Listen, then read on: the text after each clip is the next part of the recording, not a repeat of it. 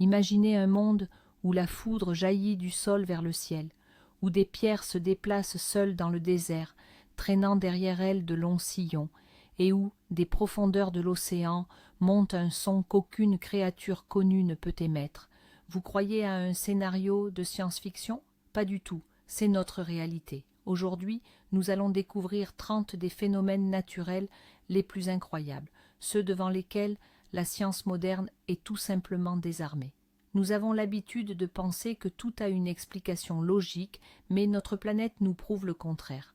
Préparez-vous, nous partons en voyage vers les recoins les plus mystérieux du monde et de la science, pour observer ce qui échappe encore à l'entendement humain.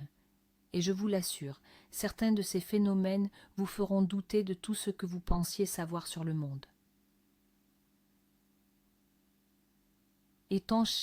Avant de commencer, prenons une seconde pour réfléchir à la façon dont la science opère. Les scientifiques observent, élaborent des hypothèses, mènent des expériences et tirent des conclusions. C'est cette méthode qui nous a permis de voler dans l'espace et de décoder le génome.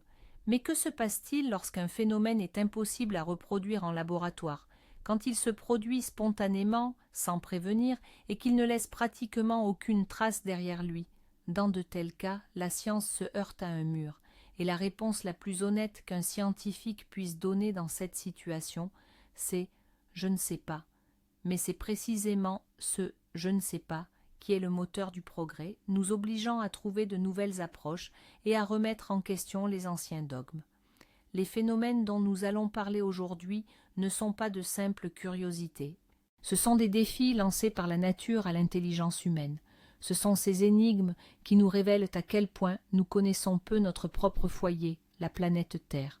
Commençons par un phénomène à la fois terrifiant et absolument fascinant, la foudre en boule.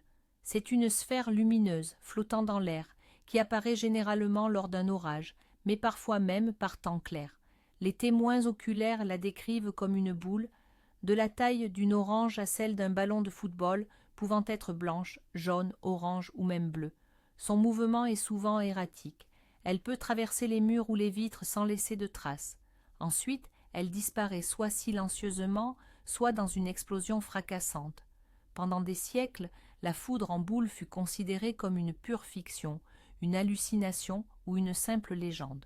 Cependant, la quantité de témoignages venant de pilotes, de marins et de citoyens lambda est devenue si massive qu'il était impossible de les ignorer. En 2012, des scientifiques chinois sont même parvenus, par accident, à la filmer et à analyser son spectre. Mais cela n'a fait qu'épaissir le mystère. Le problème fondamental est qu'aucune des hypothèses scientifiques actuelles n'arrive à expliquer l'intégralité des propriétés de ce phénomène. Il existe la théorie du silicium en combustion, libéré du sol après l'impact de la foudre ordinaire. Il y a aussi la version de la boule de plasma, maintenue par son propre champ magnétique. Certains osent même évoquer l'antimatière ou des micro-trous noirs. Mais comment expliquer qu'elle puisse traverser le verre sans laisser de traces? Comment peut-elle persister pendant plusieurs minutes alors que le plasma de laboratoire ne vit qu'une fraction de seconde? Et pourquoi parfois se comporte-t-elle comme si elle était douée de raison, contournant les obstacles? La science n'a toujours pas de réponse claire à ces questions. Il est possible que nous ayons affaire à une forme d'énergie totalement nouvelle dont nous ignorons encore tout. Pour illustrer ce passage, on peut montrer une modélisation 3D recréant le mouvement de la foudre en boule dans une maison, ainsi que la fameuse vidéo capturée par les chercheurs chinois. Imaginez un instant que vous résidez dans une petite ville paisible, mais que vous percevez en permanence un bourdonnement sourd, une vibration de basse fréquence. Vos voisins, eux, n'entendent rien. Les appareils de mesure sont muets. Pourtant, ce bruit vous rend littéralement fou. Ce n'est pas le scénario d'un film d'horreur, mais une réalité troublante pour certains habitants de la planète. Ce phénomène est mondialement connu sous le nom du bourdonnement de Taos, en référence à la ville de Taos, au Nouveau-Mexique, où les premières plaintes massives ont été enregistrées. Des sons anormaux similaires sont signalés partout dans le monde, en Angleterre, en Écosse ou encore en Australie. Les témoins le décrivent généralement comme le ronronnement d'un moteur diesel au ralenti. il a la particularité de n'être perceptible qu'à l'intérieur des habitations, et surtout pendant la nuit. L'aspect le plus déconcertant, c'est que seul un infime pourcentage de la population, environ 2%, est capable de le percevoir. Cela a initialement poussé les scientifiques à privilégier l'hypothèse d'une cause psychologique ou physiologique, par exemple des acouphènes. Mais cette piste fut rapidement écartée. En effet, les personnes qui perçoivent le bourdonnement cessent de l'entendre dès qu'elles déménagent. Les chercheurs ont exploré toutes les pistes: lignes électriques, sites industriels, gazoducs, activités sismiques et même les communications militaires à très basse fréquence. Aucune de ces hypothèses n'a pu expliquer le phénomène.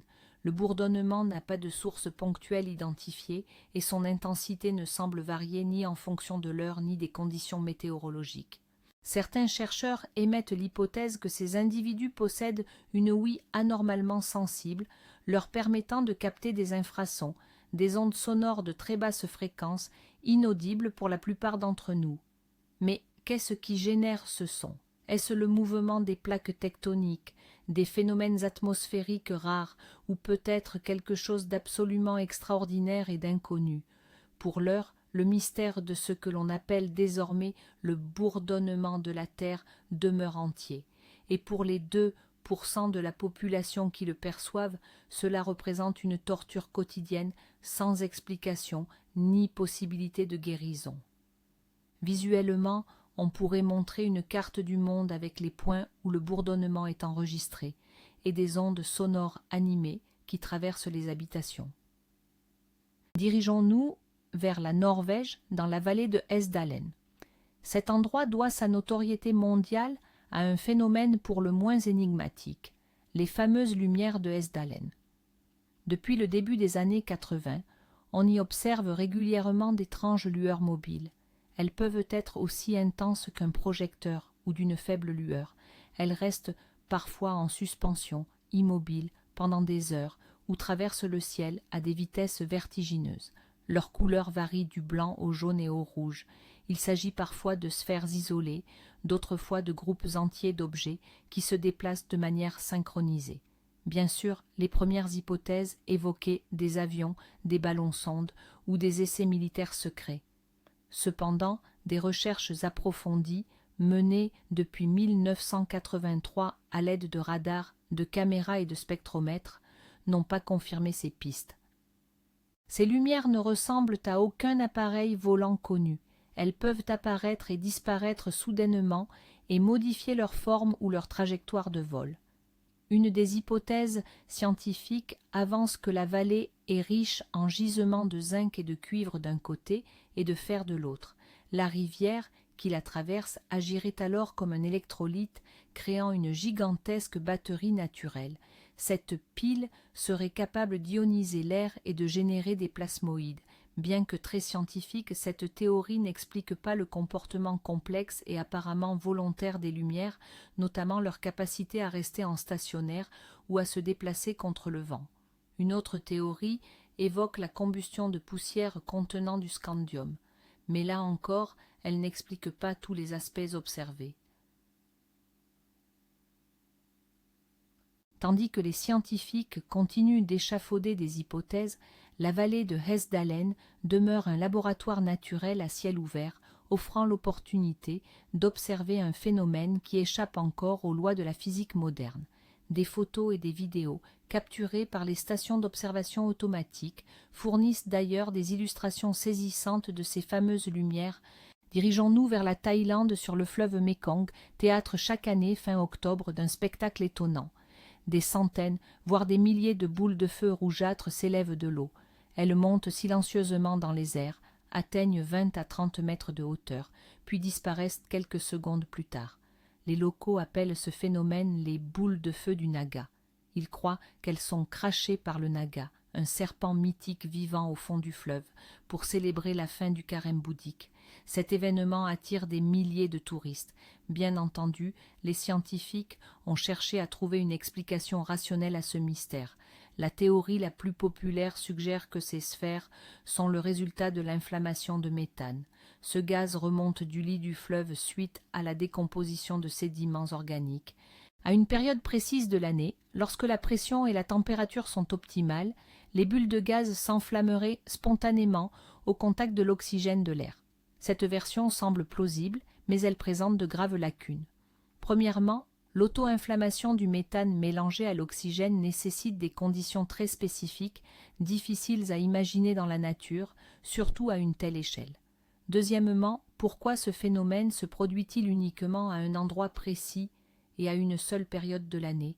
Le Mékong est immense et les sédiments organiques y sont omniprésents.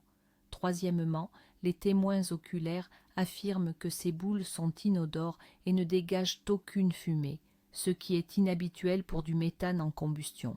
D'autres hypothèses ont été avancées, notamment celle du gaz phosphine, qui peut effectivement s'auto-enflammer. Cependant, sa concentration dans l'eau du fleuve est infime. Il existe également une théorie conspirationniste suggérant que des soldats du Laos voisin tirent des balles traçantes pour attirer les touristes, mais cette hypothèse ne résiste pas à l'analyse car le phénomène a été observé bien avant l'existence de ce type d'arme. Alors, de quoi s'agit-il? D'un phénomène géochimique unique ou de quelque chose d'entièrement différent? Le mystère des boules de feu du Naga attend toujours d'être percé.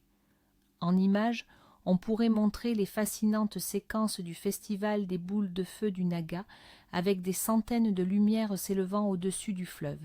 Avez-vous déjà entendu parler de la gelée d'étoiles?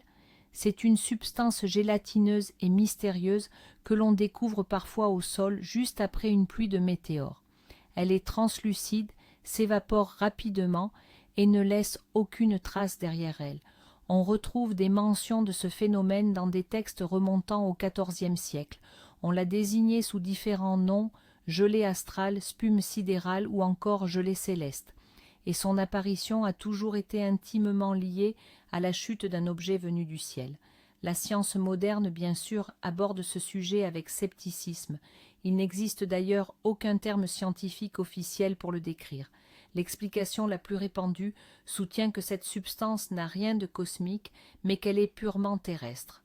Par exemple, il pourrait s'agir d'œufs d'amphibiens, comme les grenouilles ou les crapauds, qui ont été régurgités. Ces œufs, souvent toxiques ou simplement peu appétissants, sont rejetés par les oiseaux ou les prédateurs qui ont consommé l'animal. Au contact de l'humidité, ils se gonflent rapidement pour former une masse gélatineuse.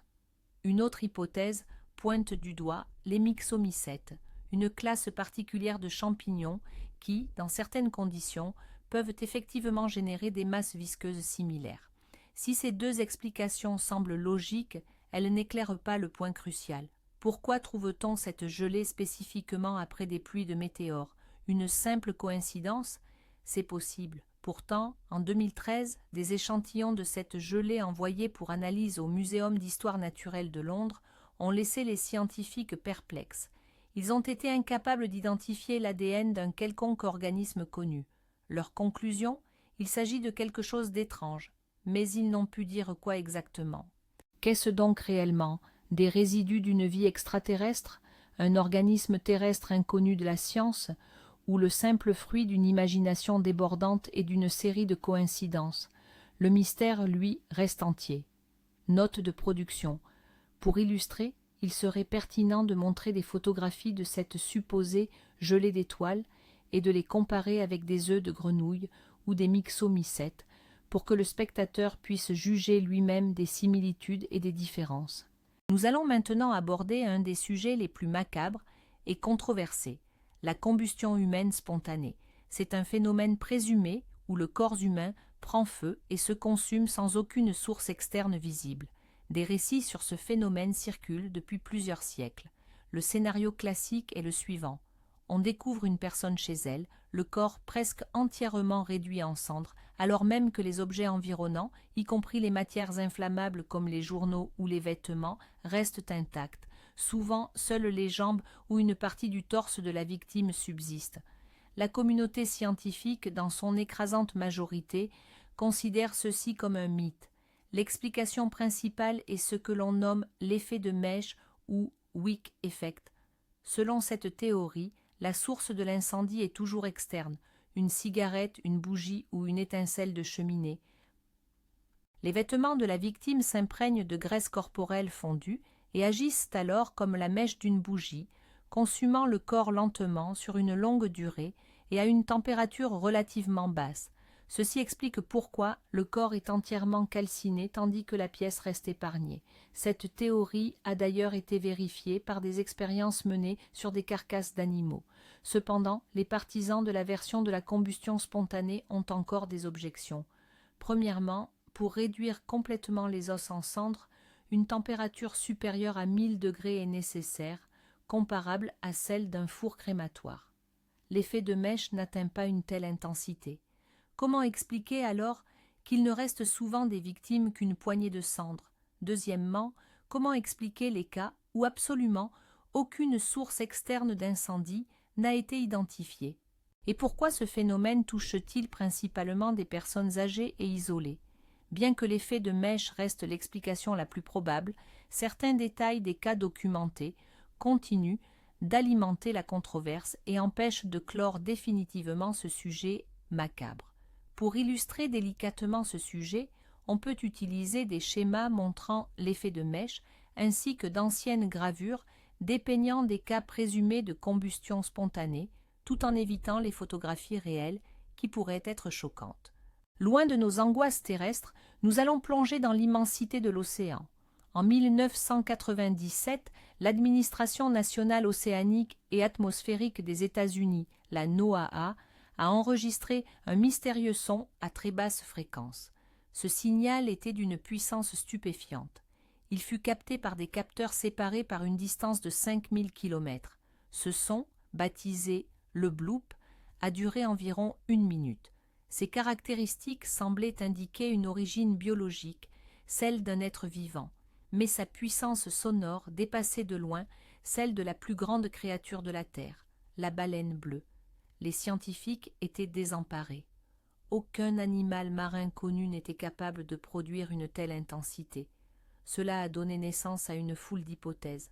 Certaines étaient purement fantaisistes, évoquant par exemple un monstre marin géant digne du Cthulhu de Lovecraft. D'autres, plus rationnelles, tentaient d'y voir clair. Initialement, les experts penchaient pour une source animale. Mais laquelle? Un calmar ou une baleine géante encore inconnue, tapie dans les abysses inaccessibles? Plus tard, en 2005, une théorie plus prosaïque mais aussi plus plausible a émergé.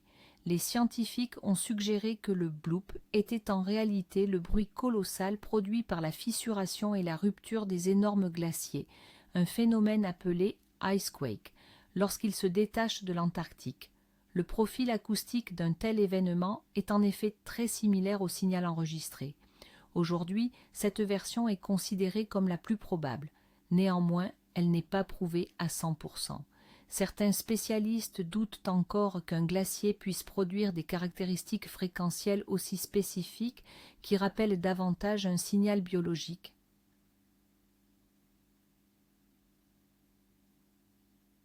Le mystère du bloop est une illustration frappante de notre méconnaissance des océans. Même s'il ne s'agissait que d'un glacier, le simple fait que son bruit ait pu être confondu avec la voix d'un monstre géant témoigne de la puissance et de l'énigme qui règne dans le monde sous-marin. Visuellement, animation montrant la propagation des ondes sonores dans l'océan et images d'icebergs massifs se détachant de l'Antarctique. Quittons les profondeurs de l'océan pour nous élever haut dans le ciel australien, plus précisément au-dessus du golfe de Carpentarie où se produit l'un des phénomènes météorologiques les plus rares et spectaculaires, le Morning Glory, la gloire du matin. Il s'agit de longs nuages tubulaires pouvant s'étirer sur des milliers de kilomètres et atteindre jusqu'à 2 kilomètres de hauteur. Ils progressent à une vitesse allant jusqu'à 60 km par heure, apparaissant souvent en séries successives, évoquant de gigantesques vagues célestes. Le plus souvent, ils se forment à très basse altitude, 100 à 200 mètres seulement au-dessus du sol. Ce phénomène est devenu un véritable Graal pour les pilotes de planeurs, qui affluent du monde entier dans l'espoir de pouvoir surfer sur ces rouleaux nuageux. Mais que représente ce phénomène d'un point de vue scientifique. La réponse précise reste insaisissable. Le Morning Glory est classé comme un type d'onde solitaire, ou soliton. Il s'agit d'une vague qui se propage sans déformation.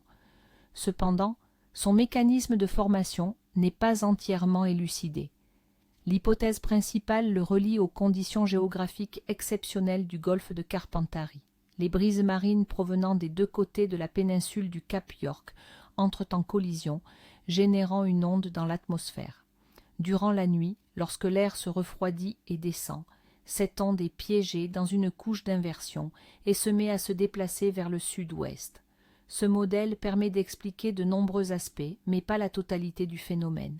Par exemple, pourquoi le Morning Glory apparaît-il parfois dans d'autres régions du globe qui ne présentent pas ces conditions uniques, et pourquoi est-il si difficile de le prévoir?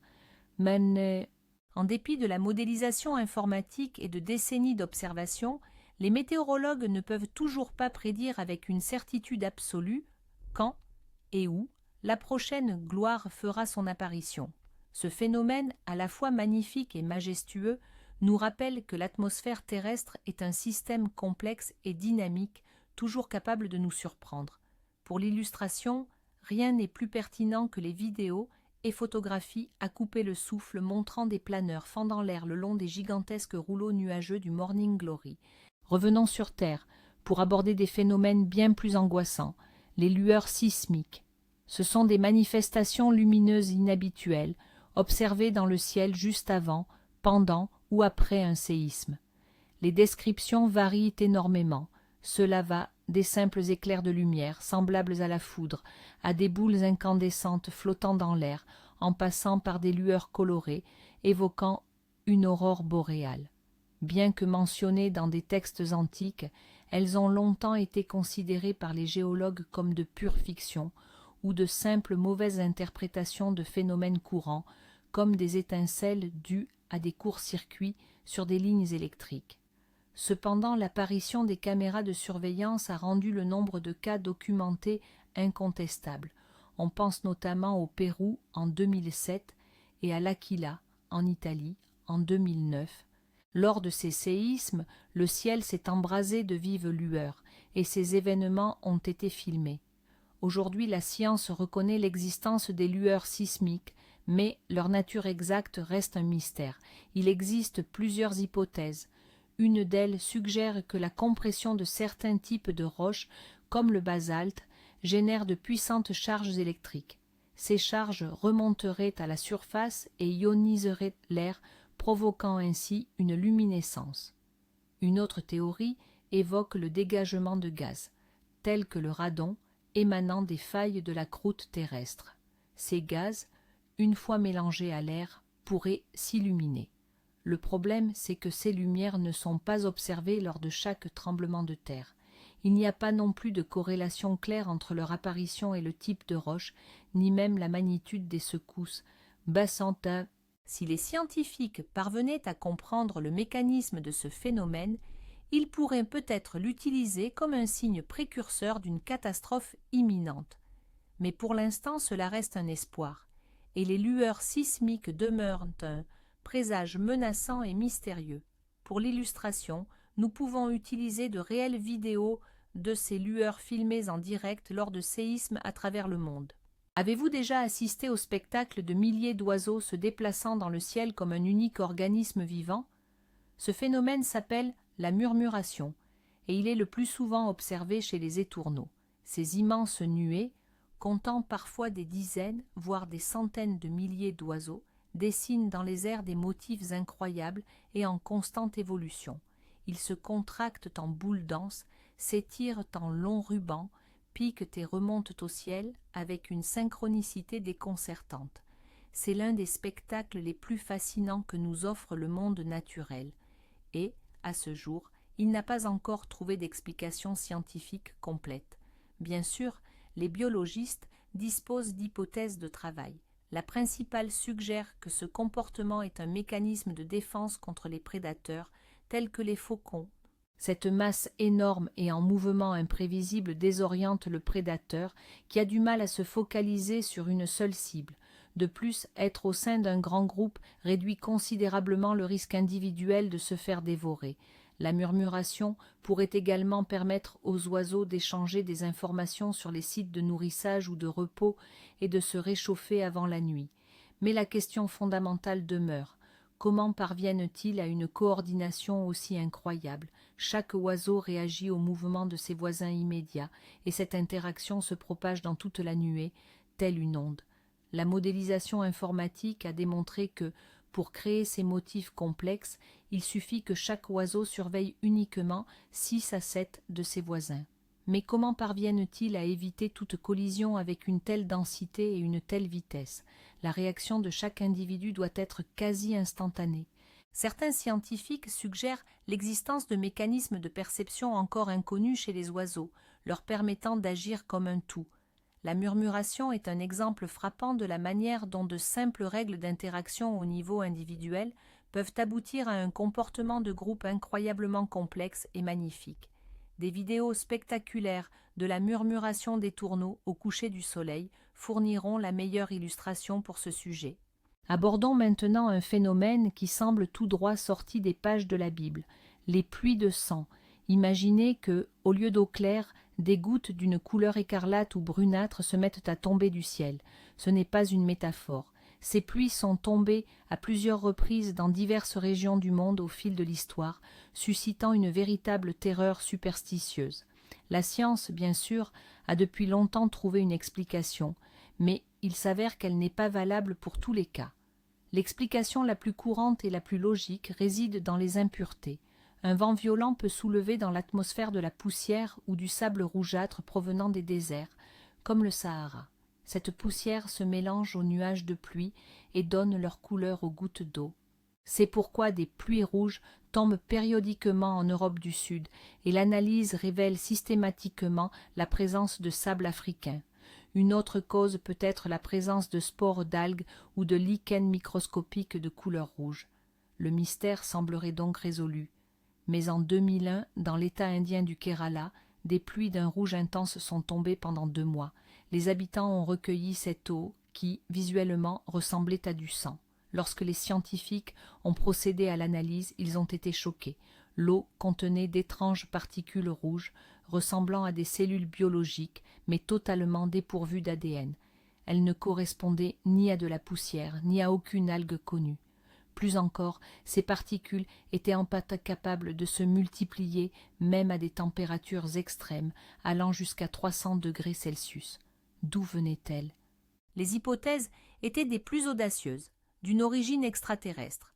Ces particules auraient été introduites dans l'atmosphère par un météore explosé, à une forme de vie inconnue. Le débat sur ce phénomène indien fait toujours rage.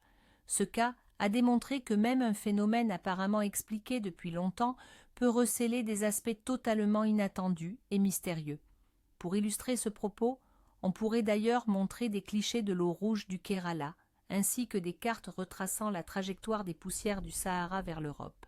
Après les pluies couleur de sang, intéressons-nous maintenant à des roches qui se comportent comme si elles étaient vivantes. En Californie, au cœur de la vallée de la mort, se trouve le lit asséché du lac Raestrak Playa. Son sol argileux est d'une planéité et d'une uniformité parfaite. Sur ce fond, des centaines de roches sont dispersées, allant de simples cailloux à d'énormes blocs pesant parfois plusieurs centaines de kilos. Le plus étonnant, c'est que de longues et nettes traînées s'étendent derrière ces pierres. Ces roches se déplacent, seules, sans aucune intervention humaine ni animale. Ce phénomène, connu sous le nom de pierre navigante, est resté une énigme pendant près d'un siècle. Les gens ont échafaudé toutes sortes de théories, vents violents, mouvements de terrain, champs magnétiques et même des hypothèses plus fantaisistes impliquant des extraterrestres. Le problème majeur était que personne n'avait jamais pu observer le processus de déplacement lui-même. Les pierres bougeaient à l'abri des regards, généralement une fois tous les quelques années. En 2014, une équipe de scientifiques a semblé percer ce secret. Ils ont équipé plusieurs pierres de capteurs GPS et de caméras. Ils ont réussi à enregistrer que le mouvement se produit lors d'une combinaison de circonstances très spécifiques. En hiver, un mince film d'eau provenant des pluies s'accumule sur le fond du lac. La nuit, cette eau gèle, formant des plaques de glace fines comme du verre. La journée, lorsque le soleil commence à réchauffer, la glace fond et se fissure en grands morceaux. Un vent léger, mais constant, pousse ces radeaux de glace. Ceux-ci, à leur tour, déplacent lentement les pierres qui y sont encastrées. La vitesse de déplacement n'est que de quelques mètres par minute. Cette découverte a fait sensation. Cependant, certains chercheurs estiment que cette théorie n'explique pas tous les cas de figure. Par exemple, il existe des traces qui tournent brusquement, ou des sillons laissés par des pierres qui se déplacent parallèlement avant de diverger. Le modèle des radeaux de glace ne peut pas toujours justifier cela. Il est donc possible que ces pierres navigantes gardent encore quelques secrets. Visuellement, cette séquence sera illustrée par de superbes clichés du racetrack Playa, montrant les longues traînées laissées par les pierres sur l'argile craquelée. On est habitué à voir la foudre tomber du ciel, mais que se passerait-il si le phénomène s'inversait complètement? Il existe ce qu'on appelle des éclairs terrestres, ou, plus techniquement, des éclairs ascendants. Il s'agit de décharges électriques qui partent d'un objet haut, un gratte-ciel, une tour de télécommunication ou même une éolienne par exemple, et filent vers le haut en direction du nuage orageux. Attention, ce n'est pas une simple illusion d'optique. Les caméras ultra-rapides enregistrent clairement que le traceur ascendant, le canal fin et faiblement lumineux, se déplace bel et bien du sol vers le ciel. Ce phénomène est beaucoup plus rare que les éclairs classiques et ne se produit que dans des conditions très spécifiques. Généralement, il est provoqué par un éclair classique tombé non loin de là, qui modifie brutalement le champ électrique autour de l'objet haut, déclenchant ainsi cette décharge vers le haut. Ondagisme. Le mécanisme général est assez bien compris. Pourtant, des zones d'ombre persistent. Par exemple, les scientifiques n'arrivent toujours pas à cerner précisément quel processus, que ce soit dans l'orage ou au niveau du sol, amorce ce mécanisme. Pourquoi, lors du même orage et depuis la même structure, on peut observer à la fois des éclairs classiques et des éclairs ascendants? Quel facteur détermine si la charge sera positive ou négative? Les éclairs ascendants sont un domaine de recherche très actif, car ils représentent une menace non négligeable pour les grandes structures et l'aviation. L'étude de ce phénomène permet de mieux cerner la physique complexe de l'électricité atmosphérique et prouve que même un phénomène aussi courant que l'orage contient encore de nombreuses zones d'ombre. Pour illustrer ceci, on peut utiliser des vidéos au ralenti d'éclairs ascendants jaillissant du sommet des gratte-ciel. Le spectacle est absolument saisissant. Au cœur du désert du Sahara, en Mauritanie, se trouve l'une des formations géologiques les plus mystérieuses de notre planète, la structure de Richa, plus communément appelée l'œil du Sahara. Cette structure annulaire gigantesque, mesurant près de 40 km de diamètre, est tellement immense qu'elle est visible même depuis l'espace. Composée d'anneaux concentriques de roches sédimentaires et volcaniques, elle évoque une cible colossale ou, effectivement, un œil. Pendant longtemps, on a cru qu'il s'agissait d'un cratère d'impact, formé par la chute d'une météorite massive. Pourtant, cette hypothèse n'a jamais été confirmée. Des études approfondies n'ont révélé aucune trace d'impact, ni minéraux spécifiques, ni marque de fusion des roches causées par des températures et pressions extrêmes. Une autre théorie est alors apparue, et c'est celle qui prévaut aujourd'hui. Selon elle, le œil du Sahara est un dôme ou un anticlinal qui se serait formé il y a environ 100 millions d'années. Du magma en fusion est monté des profondeurs de la Terre. Au lieu de percer la surface, il a simplement soulevé les couches supérieures de roches, créant une gigantesque bulle. Ensuite, sur des millions d'années, l'érosion, portée par le vent et l'eau, a progressivement raboté le sommet de ce dôme, exposant ainsi sa structure annulaire interne. Cette théorie explique parfaitement la forme de l'objet, mais elle n'est pas exempte de mystère. Premièrement, sa forme parfaitement circulaire et la symétrie étonnante de ses anneaux sont extrêmement rares pour des formations géologiques de ce type. Deuxièmement, le mécanisme précis ayant mené à la création d'une structure aussi complexe et ordonnée n'est toujours pas entièrement élucidé. Le œil du Sahara continue ainsi de fasciner les géologues et les amateurs d'énigmes. Ces clichés pris depuis l'orbite par les astronautes sont devenus l'une des images les plus reconnaissables de notre planète. Il suffit d'observer ces clichés satellites sous différentes échelles pour apprécier pleinement sa magnificence et sa forme presque parfaite. Imaginez des champs entiers recouverts d'aiguilles de glace, certaines atteignant la taille d'un homme dans les plus hautes altitudes. Il ne s'agit pas d'un décor de film de science-fiction, mais d'un phénomène bien réel, les pénitents de glace. On les trouve dans les zones arides de la cordillère des Andes, souvent au-delà de 4000 mètres d'altitude. Ces formations de glace pointues s'inclinent toujours en direction du soleil. Elles doivent leur nom évocateur de pénitents à leur ressemblance frappante avec une procession de moines vêtus de blanc, coiffés de capuchons pointus. Le mécanisme de leur formation est complexe et fait encore l'objet de débats au sein de la communauté scientifique. Tout commence par de légères irrégularités sur le manteau neigeux. Lorsque les rayons solaires frappent ces aspérités sous différents angles, ils provoquent une évaporation inégale de la neige.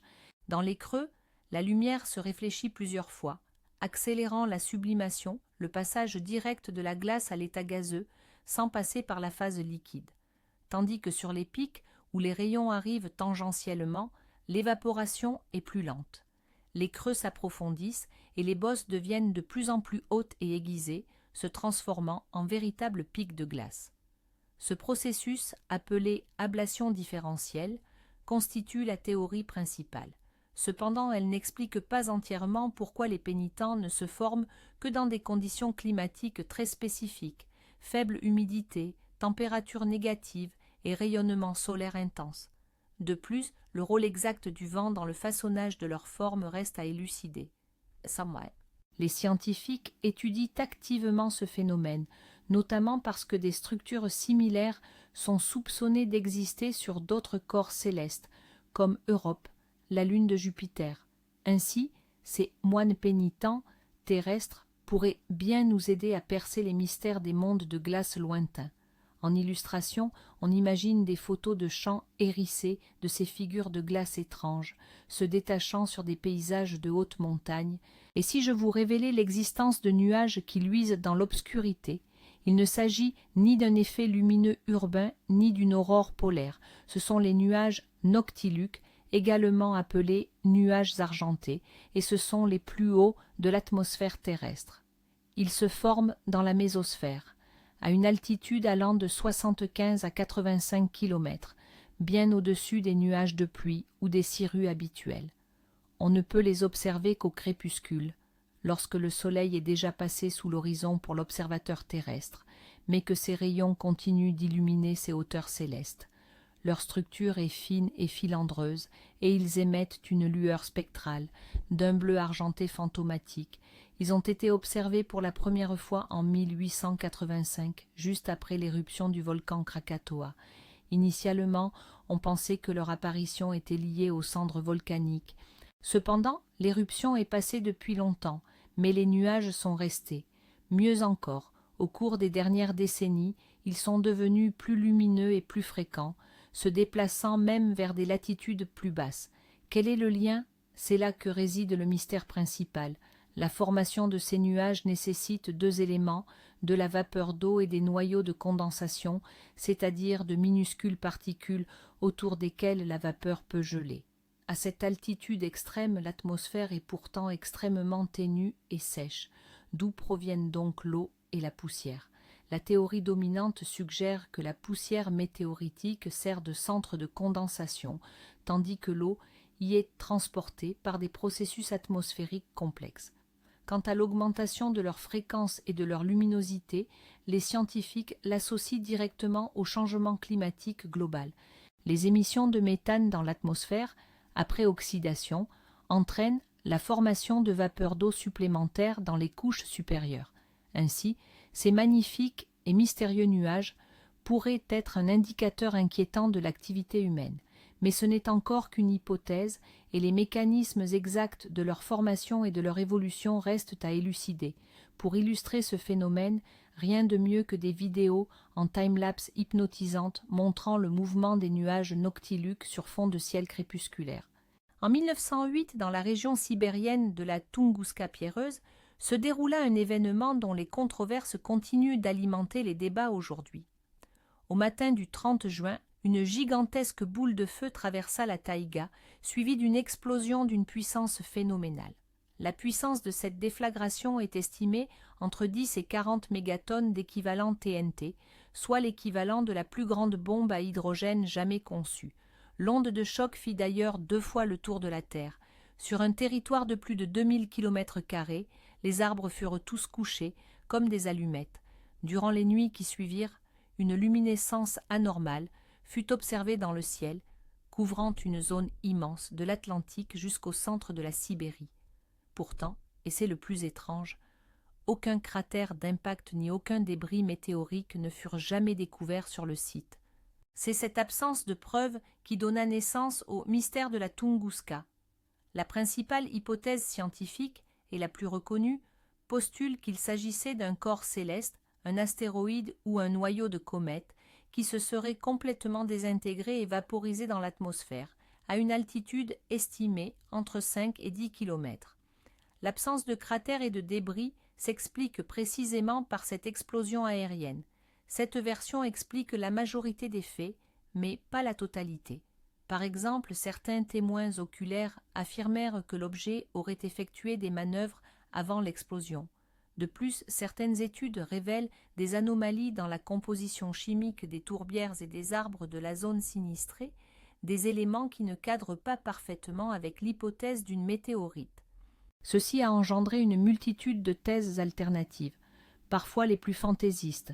L'explosion d'un vaisseau extraterrestre, les expériences de Nikola Tesla sur la transmission d'énergie à distance, ou encore la collision de la Terre avec un trou noir microscopique ou un fragment d'antimatière. Bien que la communauté scientifique adhère majoritairement à l'hypothèse météoritique, l'absence de preuves matérielles directes, c'est-à-dire la substance même de ce que l'on nomme le météore de la Tunguska, laisse une petite marge de doute et fait de cet événement l'une des plus grandes énigmes du XXe siècle.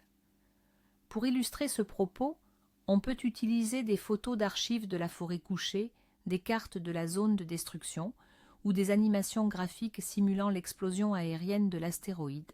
Dans la préfecture japonaise de Toyama, un spectacle qui semble tout droit sorti d'un conte de fées se déroule.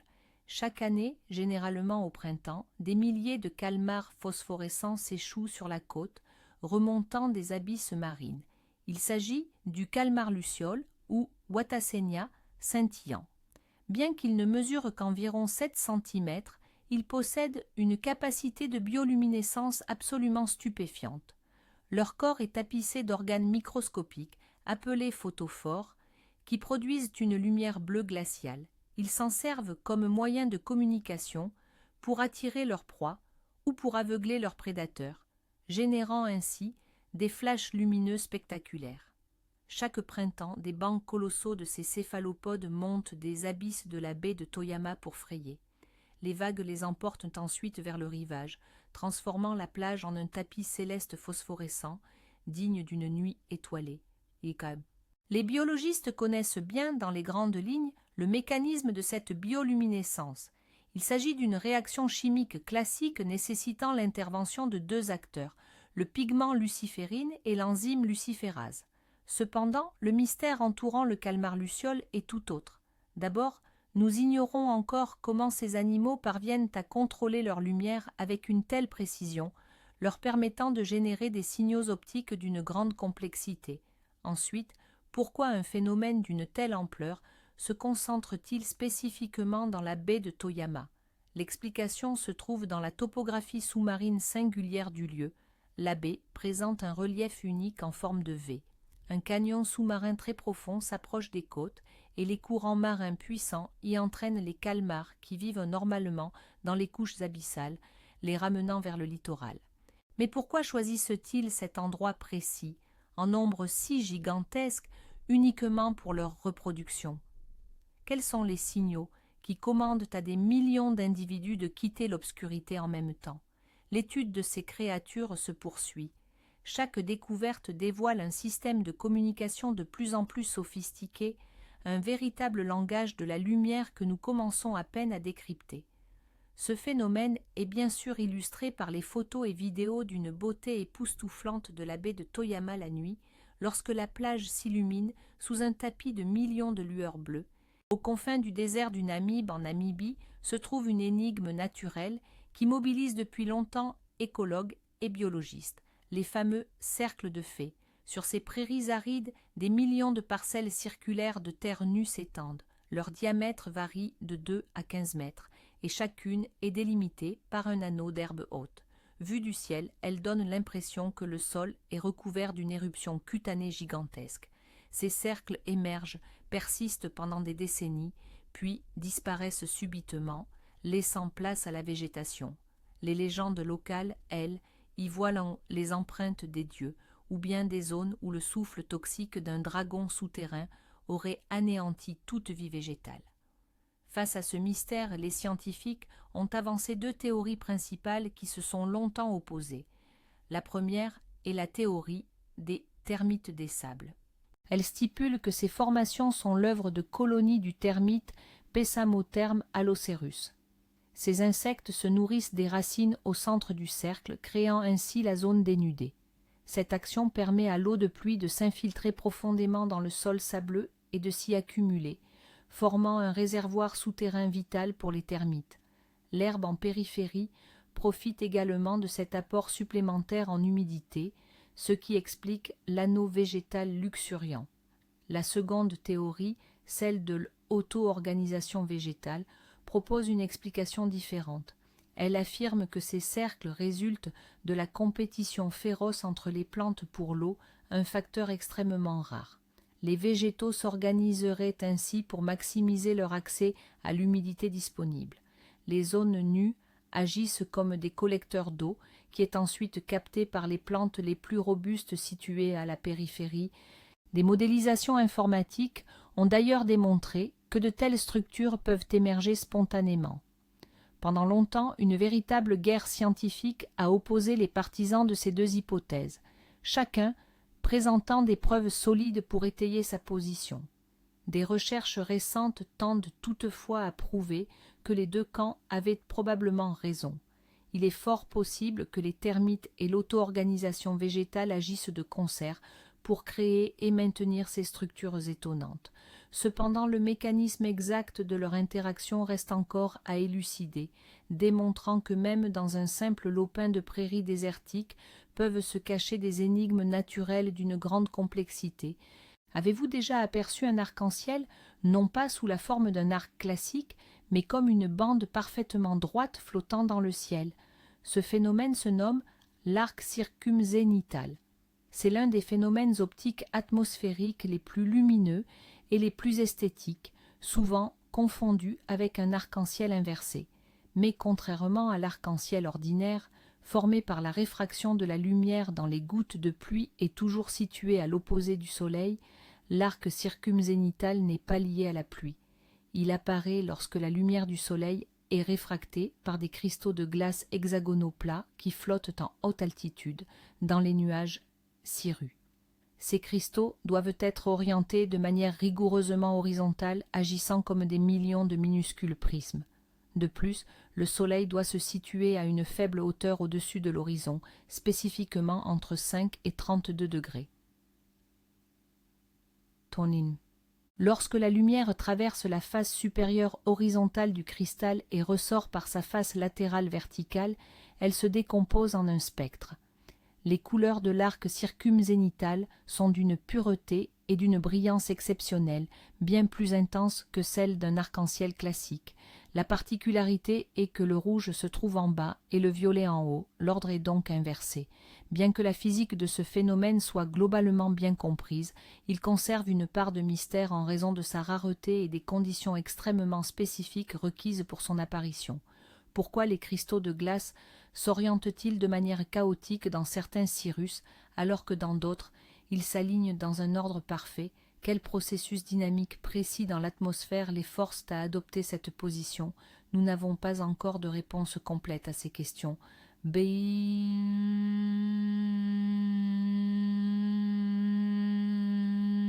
Chaque fois que ce sourire du chat de Cheshire, comme on l'appelle parfois, apparaît dans le ciel, il nous rappelle l'optique complexe et étonnante de notre atmosphère. De magnifiques photographies de ce phénomène rare et splendide, montrant sa forme inhabituelle et la pureté de ses couleurs, seraient parfaites pour illustrer ce propos.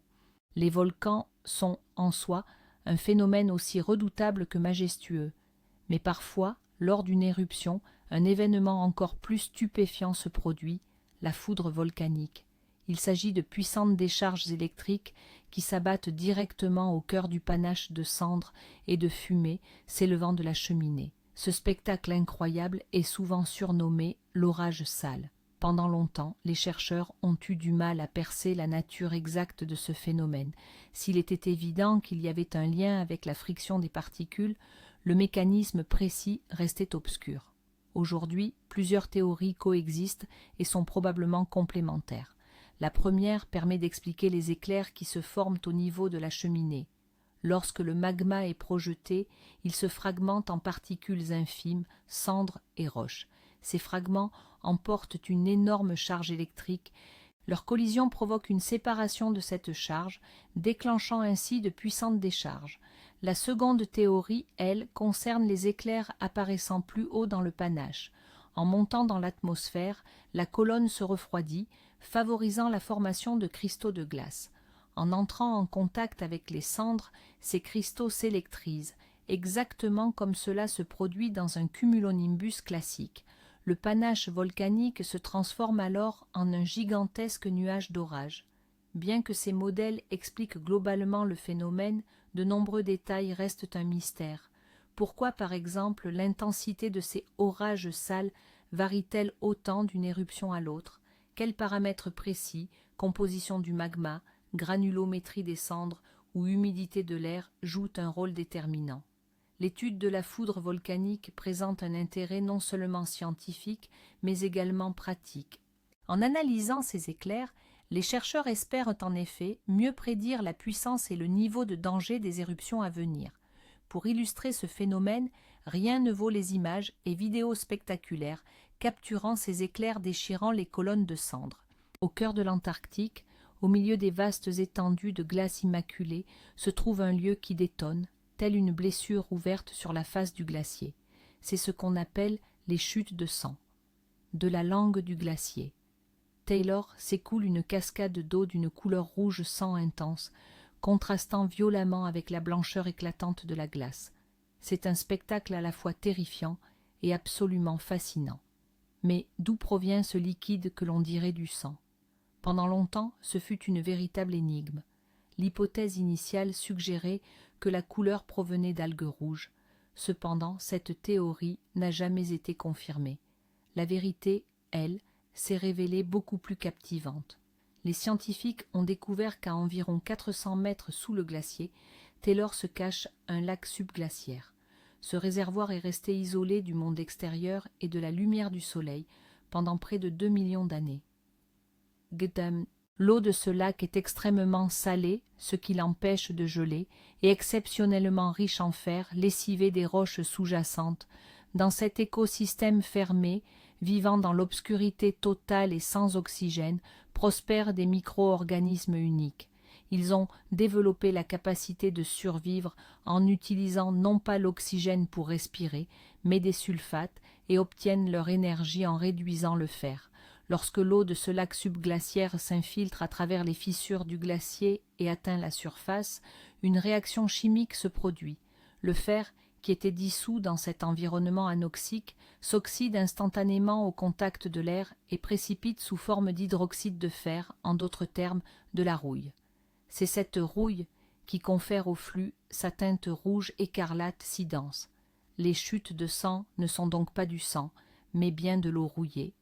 Si l'énigme de la couleur est résolue, le lac subglaciaire lui-même demeure un objet d'étude unique. C'est une véritable capsule temporelle qui permet aux scientifiques de remonter le temps, d'étudier le passé de la Terre et de comprendre comment la vie peut subsister dans les conditions les plus extrêmes, une connaissance essentielle pour la recherche de vie sur d'autres planètes, Quel est le point commun entre le chant des baleines, le bruit d'un réacteur d'avion et la musique de Pink Floyd? On peut entendre tout ça dans une aurore boréale. Oui, vous avez bien entendu, les aurores boréales peuvent produire des sons. Pendant longtemps, les scientifiques y voyaient une pure fiction, du folklore des peuples du Nord, ou de simples hallucinations auditives. En effet, l'aurore se forme à plus de 100 km d'altitude, dans un espace pratiquement vide d'air. Le son ne peut tout simplement pas voyager de là jusqu'au sol. Pourtant, les nombreux témoignages d'observateurs décrivant des crépitements, des sifflements, des claquements et même des sons mélodieux lors des aurores les plus vives ont forcé les chercheurs à prendre cela plus au sérieux. En 2012, des scientifiques finlandais sont finalement parvenus à prouver que ces sons étaient bien réels et même à localiser leur lieu d'origine. Il s'est avéré qu'ils ne naissent pas à haute altitude, mais très près du sol, à seulement 70 ou 100 mètres au-dessus de la surface. L'hypothèse qu'il explique est la suivante. Lors d'une forte tempête géomagnétique, celle qui provoque l'aurore, une couche d'inversion se forme dans l'atmosphère lorsque l'air froid est piégé sous une couche d'air chaud. C'est dans cette couche que s'accumulent les charges électriques transportées par le vent solaire. Lorsqu'une flambée d'aurore particulièrement intense se produit, ces charges se mettent à se décharger, créant des sons audibles, semblables au crépitement de l'électricité statique. Cette théorie explique le crépitement et le sifflement. Mais qu'en est-il des sons plus complexes et mélodieux rapportés par certains témoins? Cela reste jusqu'à présent un mystère. Peut-être s'agit-il d'effets psychoacoustiques où le cerveau interprète des bruits aléatoires comme une mélodie, ou alors nous faisons face à un phénomène physique encore inconnu. Quoi qu'il en soit, le secret de l'aurore chantante n'est pas encore totalement élucidé. Note: pour illustrer, il serait pertinent d'utiliser des enregistrements audio de ces sons putatifs sur une séquence vidéo de l'aurore elle-même. C'est au nord du Venezuela, là où le fleuve Catatumbo se jette dans le lac Maracaibo, que se produit le plus grandiose spectacle lumineux de la planète. Il s'agit des éclairs du Catatumbo. Pratiquement toutes les nuits, jusqu'à 260 nuits par an, un orage continu fait rage dans le ciel pendant près de 10 heures d'affilée. En 1 heure, on peut y observer jusqu'à 280 éclairs. Pourtant, cet orage est presque toujours silencieux. Le phénomène se déroule à très haute altitude et le tonnerre n'atteint tout simplement pas le sol. Ce phénomène est d'une telle régularité qu'à l'époque coloniale, il servait de véritable phare naturel pour la navigation. Mais qu'est-ce qui peut bien être à l'origine d'une activité orageuse aussi unique et constante? Il n'y a pas encore de réponse définitive, mais une hypothèse privilégiée existe qui prend en compte les conditions géographiques et climatiques exceptionnelles de cette région. Les alizés chauds et humides soufflant depuis la mer des Caraïbes arrivent sur la plaine de Maracaibo. Là, ils rencontrent l'air froid qui descend des montagnes environnantes la chaîne des Andes. Cet air froid agit tel un coin, forçant l'air chaud et humide à s'élever brutalement. En s'élevant, la vapeur d'eau se condense et forme des nuages d'orage gigantesques dont le sommet peut atteindre une altitude de 12 km. On suppose que le méthane jouerait également un rôle crucial. Celui-ci est libéré en grande quantité par les marais et les gisements pétroliers situés sous le lac. En montant dans l'atmosphère, le méthane augmenterait la conductivité de l'air, favorisant ainsi la formation de puissantes décharges électriques. Ce modèle explique beaucoup de choses, mais pas tout. Par exemple, pourquoi les orages se concentrent-ils précisément au-dessus de l'embouchure du Catatumbo? Et pourquoi l'intensité des éclairs varie-t-elle au fil du temps? En 2010, les éclairs ont même disparu pendant plusieurs mois, provoquant la panique des habitants avant de revenir. Les éclairs du Catatumbo représentent un mécanisme naturel extrêmement complexe où s'entremêlent la topographie, les vents et la géochimie, et nous commençons tout juste à en percer les secrets. Ce bloc sera visuellement illustré par des time-lapses époustouflants de cet orage silencieux continu au-dessus du lac Maracaibo. Il existe en pleine mer des zones que les marins préfèrent contourner. Ce sont les vagues scélérates, aussi appelées vagues errantes. Ce sont des vagues solitaires, gigantesques dont la hauteur dépasse souvent le double de celle des vagues environnantes. Elles surgissent soudainement, comme venues de nulle part, et possèdent une force destructrice colossale. Pendant longtemps, elles ont été reléguées au rang de légendes maritimes, considérées comme des fabulations de marins effrayés. Les océanographes soutenaient même que, selon la théorie linéaire des vagues, l'apparition de tels géants était statistiquement quasi impossible. Cependant, en 1995, sur la plateforme pétrolière de Draupner, en mer du Nord, un télémètre laser a enregistré une vague de 26 mètres de haut, alors que les autres vagues n'atteignaient pas 12 mètres. Ce fut la preuve irréfutable de leur existence. Depuis lors, l'étude des vagues scélérates a progressé, mais leur nature exacte reste encore mystérieuse. Il ne s'agit pas de tsunamis qui sont provoqués par des séismes. Ces vagues naissent en plein océan. La théorie principale suggère qu'elles sont le résultat d'une interférence constructive. Plusieurs vagues d'ordinaire additionnent leur énergie en un seul point. Mais une simple addition ne suffit pas à créer de tels monstres. Des modèles non linéaires plus complexes ont donc été élaborés. Ils démontrent que les vagues peuvent littéralement voler l'énergie les unes aux autres, la concentrant pour former une seule vague géante. De forts courants allant à l'encontre des vagues de vent peuvent également contribuer à leur formation, les rendant plus courtes et beaucoup plus hautes. Malgré ces progrès en modélisation, il est encore impossible de prédire où et quand la prochaine vague scélérate frappera. Elle demeure l'un des dangers les plus sérieux et imprévisibles pour la navigation. On pense aujourd'hui qu'elles sont la cause de la disparition de nombreux navires, portés disparus dans des circonstances mystérieuses. Pour illustrer ce phénomène, nous pouvons utiliser des modélisations informatiques de la formation de ces vagues, ainsi que de rares séquences réelles filmées depuis des navires. Est-il possible que quelque chose voyage plus vite que la lumière dans notre univers? Selon la théorie de la relativité d'Einstein, c'est formellement interdit. Pourtant, les astronomes observent un phénomène qui semble, à première vue, défier cette loi fondamentale, les jets supraluminiques. Ces jets sont d'étroites colonnes de plasma qui jaillissent des noyaux de galaxies actives, là où résident d'immenses trous noirs supermassifs. Ces structures peuvent s'étirer sur des centaines de milliers d'années-lumière. En étudiant les grumeaux de matière à l'intérieur de ces jets, les scientifiques ont fait une observation saisissante. Certains d'entre eux semblent se déplacer à une vitesse plusieurs fois supérieure à la vitesse de la lumière. Comment cela peut-il être? Aurions-nous tort de faire confiance à Einstein? En réalité, la réponse réside dans une astucieuse illusion d'optique. Elle survient lorsque le jet est orienté presque directement dans notre direction vers la Terre, et que la matière qu'il projette se déplace déjà à une vitesse relativiste, c'est-à-dire très proche de celle de la lumière. Imaginez un grumeau de plasma projeté vers nous.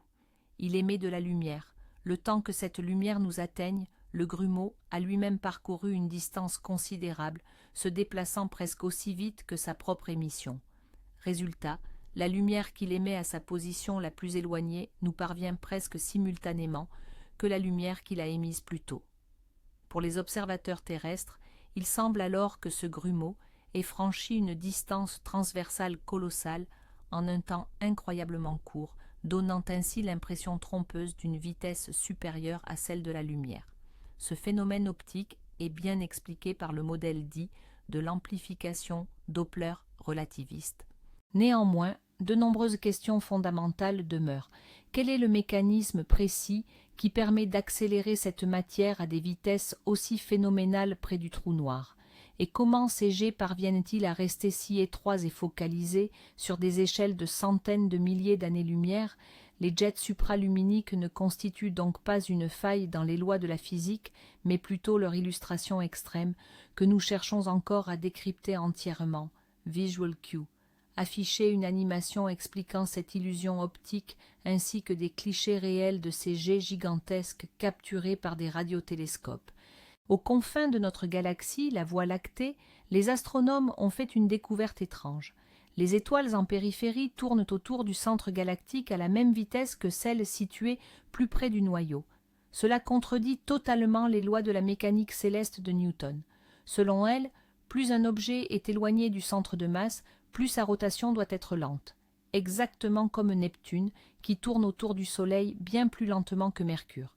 Si la galaxie n'était composée que de matière visible, étoiles, gaz et poussière, les étoiles externes auraient dû s'échapper depuis longtemps dans l'espace intergalactique. Or, ce n'est pas le cas. Pour l'expliquer, les astrophysiciens ont dû postuler que la galaxie contient une quantité massive de matière invisible, laquelle génère une gravité supplémentaire et maintient les étoiles sur leurs orbites. Cette substance hypothétique a été baptisée matière noire. On estime qu'elle représente environ 27% de la masse-énergie de l'univers, alors que la matière ordinaire, visible, n'en représente qu'environ 5%. Le problème, c'est que personne ne sait exactement ce qu'est cette matière noire. Elle n'émet, n'absorbe ni ne réfléchit la lumière. Elle interagit avec notre monde uniquement par l'intermédiaire de la gravité. De nombreux candidats ont été proposés pour les particules de matière noire, des hypothétiques WIMP et actions, jusqu'aux trous noirs primordiaux. Partout dans le monde, des détecteurs souterrains géants sont construits dans l'espoir de capturer ne serait-ce qu'une seule de ces particules. Jusqu'à présent, sans succès. Il existe aussi un point de vue alternatif selon lequel la matière noire n'existe pas, et le problème réside dans les lois de la gravitation elle-même, qui devraient être modifiées pour les grandes échelles. Mais cette théorie est moins largement acceptée. Le mystère de la vitesse de rotation anormale des galaxies et l'existence de la matière noire constituent l'un des plus grands défis non résolus de la physique et de la cosmologie moderne. Pour l'illustration, nous pourrions montrer le graphique de la vitesse de rotation des galaxies, attendue et observée, ainsi qu'une modélisation 3D d'une galaxie entourée d'un halo invisible de matière noire. En 1977, l'astronome américain Jerry Heyman, alors qu'il travaillait avec le radiotélescope Big Ear, a capté quelque chose qui continue encore aujourd'hui de fasciner les passionnés de la recherche de vie extraterrestre. Il a détecté un signal radio extrêmement puissant et à bande étroite qui n'a duré que 72 secondes. Ce signal provenait de la direction de la constellation du Sagittaire. Ses caractéristiques, une bande de fréquence très étroite et une forte intensité, le distinguaient clairement de tout bruit de fond ou source naturelle connue. Heyman fut tellement stupéfait qu'il a encerclé la donnée sur l'imprimé avec un stylo rouge, écrivant à côté « Waouh ! C'est ainsi que ce signal est entré dans l'histoire. De quoi s'agissait-il ? Le candidat idéal pour un signal artificiel émis par une civilisation extraterrestre ? Il se situait à la fréquence de 1420 MHz, qui est la fréquence d'émission de l'hydrogène neutre, l'élément le plus abondant de l'univers. De nombreux scientifiques estime que si une civilisation intelligente souhaitait transmettre un message, elle choisirait nécessairement cette fréquence dite cosmique. Le plus grand mystère entourant le signal WOW est qu'il ne s'est plus jamais reproduit. Les astronomes ont orienté à maintes reprises leurs télescopes vers le même point du ciel, mais n'ont rien capté de nouveau. Cela a engendré une multitude d'hypothèses. Les sceptiques suggèrent qu'il pourrait s'agir d'un phénomène naturel rare, comme le scintillement d'un pulsar lointain, ou même un écho d'un signal radioterrestre réfléchi par des débris spatiaux. En 2017, une théorie a émergé, selon laquelle la source du signal aurait pu être un nuage de gaz entourant une comète qui traversait alors le champ d'observation du télescope. Cependant, cette hypothèse a été largement critiquée, car les comètes n'émettent pas à de telles fréquences avec une intensité aussi élevée. Les partisans de l'hypothèse de l'intelligence extraterrestre pensent qu'il s'agissait d'un puissant signal directionnel provenant d'un phare alien et que le télescope s'est simplement trouvé au bon endroit au bon moment pour le capter. Le signal WOW demeure le meilleur candidat historique pour un signal artificiel d'origine extraterrestre. Il reste un puissant rappel que nous ne sommes peut-être pas seuls dans l'univers. Pour illustrer cela, on utilise souvent cette fameuse impression avec l'inscription « Wow », ainsi qu'une animation montrant le fonctionnement du radiotélescope Que devient notre conscience au moment de la mort? C'est une question qui hante l'humanité depuis des millénaires.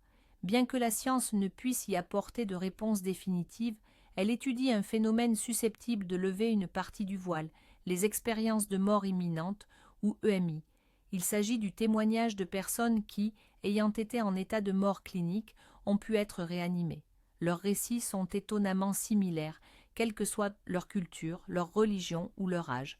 Beaucoup décrivent la sensation de s'extraire de leur propre corps, se voyant de l'extérieur et observant le travail des équipes médicales. S'ensuit souvent la traversée d'un long tunnel sombre menant à une lumière vive. Ils ressentent un sentiment de paix absolue, d'amour et d'acceptation inconditionnelle. Ils font parfois des rencontres avec des proches décédés ou des êtres lumineux avant de revenir au corps, souvent contre leur gré. Comment la science explique-t-elle ces expériences? Plusieurs hypothèses physiologiques sont avancées. L'une d'elles évoque l'hypoxie, c'est-à-dire le manque d'oxygène dans le cerveau. Cette privation peut provoquer des hallucinations, y compris l'effet de vision en tunnel.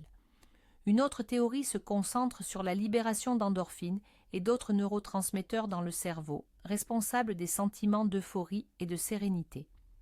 Certains chercheurs suggèrent enfin que ces phénomènes sont liés à l'activation de zones spécifiques du cerveau, notamment le lobe temporal.